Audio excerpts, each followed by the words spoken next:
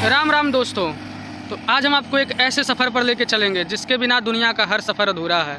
आपने कई सफ़र देखी होंगी, लेकिन इस सफ़र में जो आपको मज़ा आने वाला है वो कहीं नहीं आया होगा, क्योंकि ये है कृषि का सफ़र। यानी कि हम लोग अब से आपको कृषि के बारे में हर एक चीज़ दिखाएंगे, बताएंगे कैसे सब कुछ हो रहा है। तो चलिए, आज का हमारा सफ़र जो है वो कृषि विज्ञान केंद्र हरनौत की ओर जाएगा। कृषि विज्ञान केंद्र किसानों के लिए एक सबसे निचले क्रम का रिसर्च इंस्टीट्यूशन है, जहाँ पे कि किसान डायरेक्टली पहुँच के सब कुछ पता कर सकते हैं।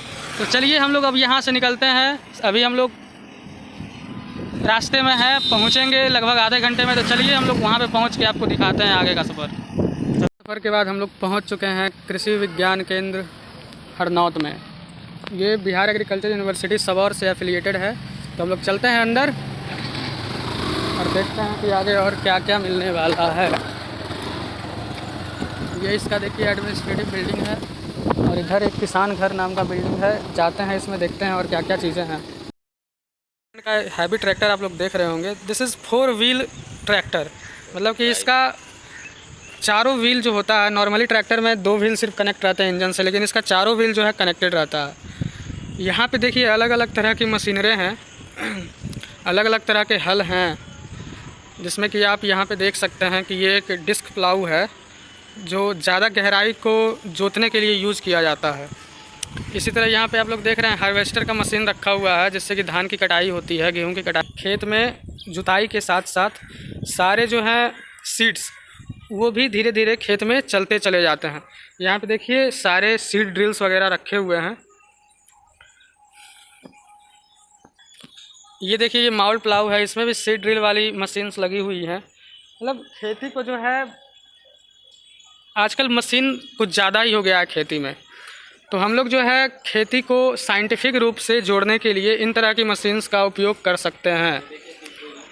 ये देखिए सीड ड्रिल इसको कहते हैं, 0 till 40 सीड ड्रिल इसका नाम है। यहाँ पे देखिए धान डाला हुआ है, यानी कि यहाँ पे धान की डायरेक्ट बुआई आप कर सकते हैं इसी से। ये देखिए यहाँ पे आपको हम दिखा रहे हैं, ये रेज्ड बेड प्लांटर है, यानी कि मेड़ बनाने के लिए जो है ये मशीन का उपयोग किया जाता है। मेड़ जैसे कि मान लीजिए हम आलू की खेती कर रहे हैं, तो आलू लगाने के बाद हमें मेड़ बनाना पड़ता है, तो इससे ऑटोमेटिकली बिना मजदूर का मदद लिए इस मशीन के द्वारा हम लोग डायरेक्ट जो है मेड़ को बना सकते हैं। और ये जनरेटर भाई हमारे केवीके को हेल्प करता है लाइन कटने के बाद। और ये बड़ा सा थ्रेसर आप देख रहे हैं, जो गेहूं की थ्रेसिंग करने के लिए यूज किया जाता है। तो जैसा कि हमने आपको दिखाया कि किस तरह से मशीन्स जो है वो खेती में हम लोग का हेल्प करती है, मतलब बहुत ज़्यादा हेल्प करती है। हम लोग मशीन्स के द्वारा जो है खेती में एक नयापन ला सकते हैं, एक तेज़ी ला सकते हैं। मशीन जो है उसका हम साइंटिफिक यूज़ करेंगे, इसलिए केवीके जो है मैंने पहले भी बताया कि ये किसानों की मदद करने के लिए सबसे निचले क्रम का रिसर्च इंस्टीट्यूशन है। यहाँ पे लोकल किसान हर ज़िले में एक एफपीए होता है, एक केवीके होता है, सॉरी माफ़ करिएगा, एक केवीके होता है, जहाँ पे कि किसान आकर अपने सवाल जो है साइंटिस्ट से पूछ सकते हैं, और उनको हर तरह की ट्रेनिंग्स जो है दी जाती है, इनको मदद की जाती है। अभी हम और आपको दिखाएंगे अलग अलग चीज़ें, बस वीडियो में बने रहिए।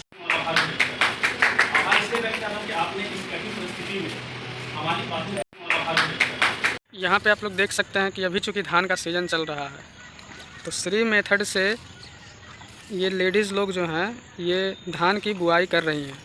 श्री मेथड में होता क्या है कि जैसे आप लोग जान लीजिए कि इसमें जो है हम लोग लाइन बाय लाइन जो है धारी में देख रहे होंगे आप लोग, यहाँ रस्सी लगा हुआ है, ये सीधे गया है और लाइन में ही सारे धान की बुआई होती है।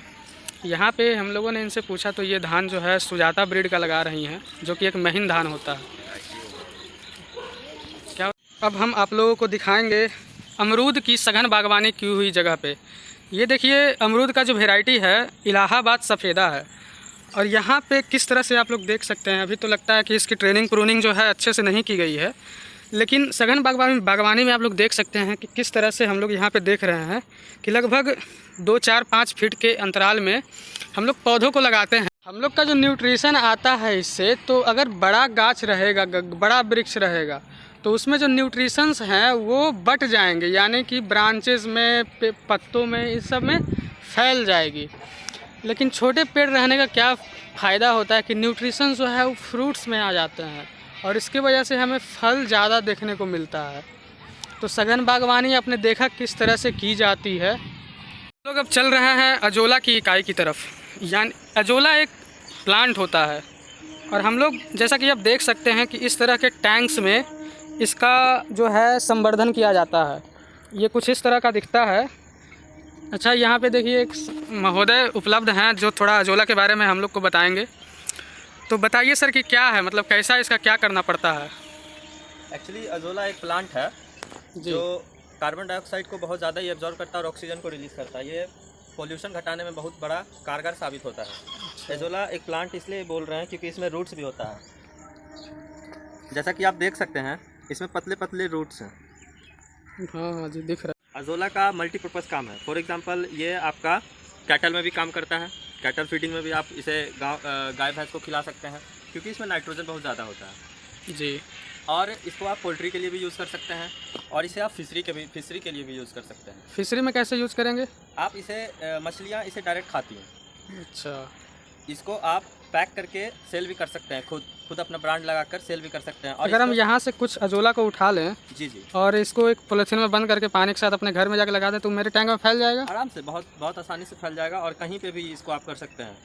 बस इसके लिए पानी साफ चाहिए, गंदा पानी चाहिए? ये किसी भी तरह का पानी में हो जाएगा, लेकिन इसको हम लोग एज अ फीड यूज़ करेंगे पोल्ट्री के लिए, फिशरी के लिए।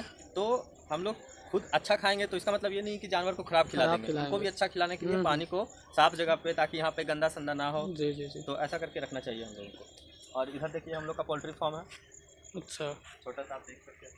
तो हम लोग आपको दिखाएंगे पोल्ट्री में देसी मुर्गियों का पालन। आमतौर पे आपने देखा होगा कि पोल्ट्री जब आप देखते होंगे तो उजली मुर्गी, जो पोल्ट्री मुर्गी जिसको कहा जाता है, मुर्गा, जिसको कि खा के हमारा तन बदन जो है वो बहुत विक्षिप्त हो जाता है। तो आज हम लोग आप लोग को दिखाएंगे कि यहाँ देसी मुर्गी का पालन हो रहा है। यहाँ पे आप लोग देख सकते हैं कि किस तरह से देसी मुर्गी जो है, आमतौर पे आप लोग पोल्ट्री में देखे होंगे कि सारी मुर्गियाँ एक दूसरे से एकदम चिपकी हुई, एकदम ख़राब स्थिति में रहती है, सब एकदम तड़पते रहती है, सांस नहीं ले पाती है। लेकिन यहाँ पे आप लोग देख रहे हैं कि किस तरह से सब मुर्गियाँ जो है खेल कूद रही हैं और बच्चे भी दे रही हैं, बच्चे भी धीरे धीरे बड़े हो रहे हैं। यहाँ पे आप लोग देखिए, आमतौर पर जो है मुर्गियों के रेट, जो देसी मुर्गी होते हैं उसका मार्केट में हमें रेट ज़्यादा देना पड़ता है, लेकिन वो हमारे सेहत के लिए बहुत ज़्यादा फ़ायदेमंद है, बहुत ज़्यादा। तो देखा आप लोगों ने कि हरनौत कृषि विज्ञान केंद्र में किस तरह की चीज़ें हुई। आज हम लोग एक्चुअली यहाँ पे आए थे क्योंकि हमारा जो है FPO से रिलेटेड, यानी किसान उत्पादन संगठन से रिलेटेड हमारी यहाँ पे एक ट्रेनिंग थी। तो किसान जो है वो सबसे ज़्यादा दुखी प्राणी है इस धरती पर, यानी कि किसानों को जो है हम लोग को सबसे ज़्यादा सुविधा देने की ज़रूरत है। तो इसी क्रम में हम लोग जो है यहाँ पे ट्रेनिंग लेने आए थे, किस तरह से किसानों को बढ़िया सुविधा दिया जाए और उनकी उन्नति की जाए धन के मामले में, यानी कि उनका आर्थिक जो स्थिति है उसको ठीक कैसे किया जाए।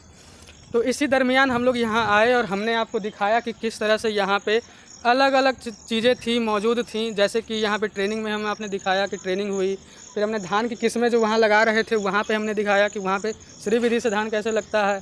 फिर यहाँ पे मशीन्स जो है उसके बारे में हमने आपको बताया, मुर्गी पालन के बारे में बताया, अजोला के बारे में बताया। तो इस सब तरह की बातों के बाद आप हमें ये बताइए कि ये वीडियो आपको कैसा लगा। और इस तरह के ब्लॉग्स देखने के लिए, क्योंकि हम बनाते हैं कृषि से संबंधित ब्लॉग, आपको फूडिंग, लॉजिंग सब कुछ मिल जाता होगा, मतलब सब तरह के ब्लॉग्स ट्रैवलिंग ब्लॉग। लेकिन मेन जो सोर्स है, यानी कि जिससे हमारा पेट चल रहा है, जिससे हम लोग काम कर रहे हैं, वो कृषि है। और इसीलिए हम उतरे हैं इस क्षेत्र में। तो आप लोग हमारा सहयोग करते रहिए और इसी तरह हम आपके लिए कृषि से संबंधित नए नए ब्लॉग बनाते रहेंगे। धन्यवाद, नमस्कार, राम राम।